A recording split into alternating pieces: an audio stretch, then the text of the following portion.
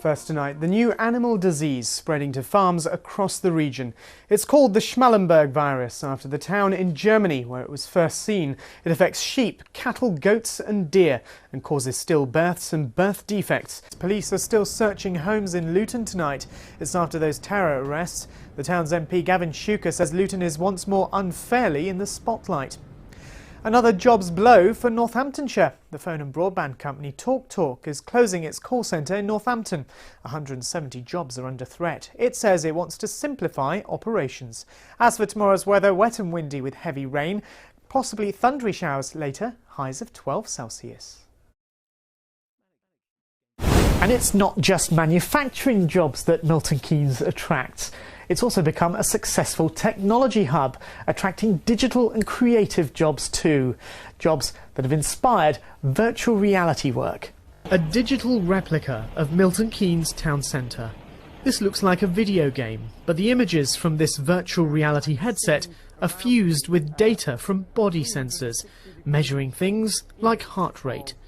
The aim is to learn how new forms of transport like driverless pods and autonomous cars impact on human behaviour. The systems in this lab are finding out whether we can really cope with the idea of driverless traffic all around us. Here at the Transport Systems Catapult, this is the visualisation lab where designers and engineers are hoping to help us navigate our towns and cities in the future using technology just like this. Slowly moving forward. That's it. Okay, well that was quite an amazing experience, and this is probably one of the very first examples of this technology working in practice.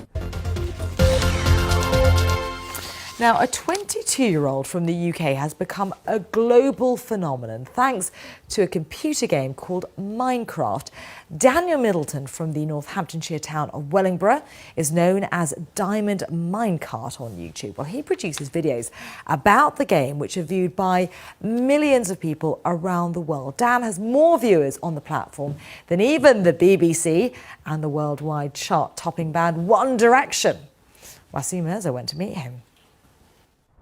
In this quiet road lives a superstar. He may not get stopped in the street, but 22-year-old Dan Middleton is a global phenomenon. From his home studio, he creates videos of his world, complete with commentaries. They're so popular among young gamers that Dan gets around 70 million hits on YouTube every month. I tell stories in Minecraft, but also kind of teach them how to play as well. I like to think my niche is adding in stories, editing tricks to kind of make and enhance the game's creativity as well. Well, Minecraft is now one of the world's biggest video games. It's not just about beating the bad guys. In its creative mode, it's all about building, creativity and even collaboration.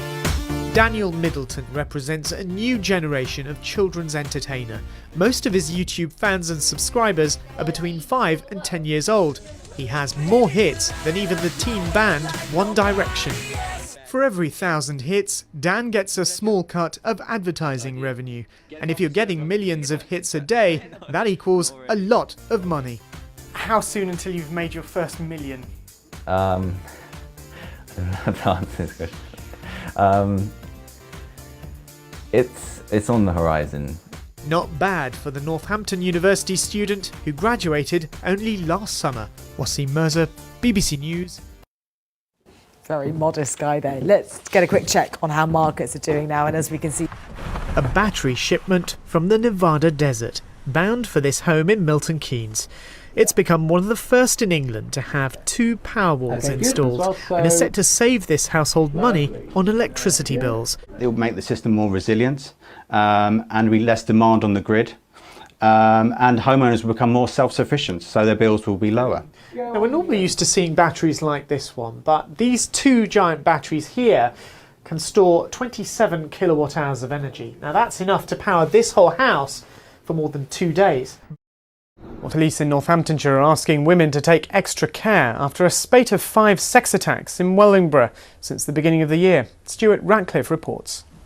Stadium MK is first and foremost a football venue, but it's hosted several very successful rugby tournaments before, and many believe the facilities speak for themselves.